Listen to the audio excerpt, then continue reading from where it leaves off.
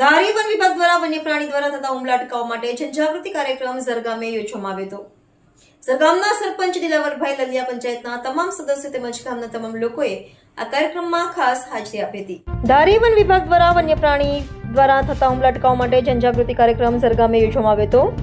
ઝરગામના સરપંચ દિલાવરભાઈ લલિયા, પંચાયતના તમામ સદસ્યો તેમજ ગામના તમામ લોકોએ આ કાર્યક્રમમાં ખાસ હાજરી આપી હતી.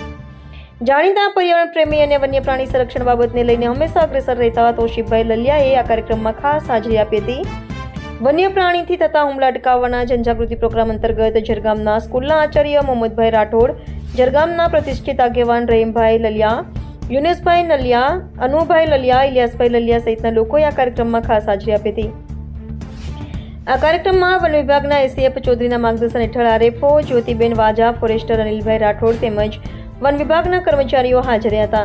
આ જનજાગૃતિ કાર્યક્રમનો મુખ્ય હેતુ ગીર જંગલ નજીક આવેલા ગામડાઓમાં વન્ય પ્રાણી દ્વારા થતા હુમલા અટકાવવા માટે લોકોએ પણ શું તકેદારી રાખવી જોઈએ તેની વિશેષ સમજણી તજજ્ઞો દ્વારા લોકોને પહોંચાડવામાં આવી હતી.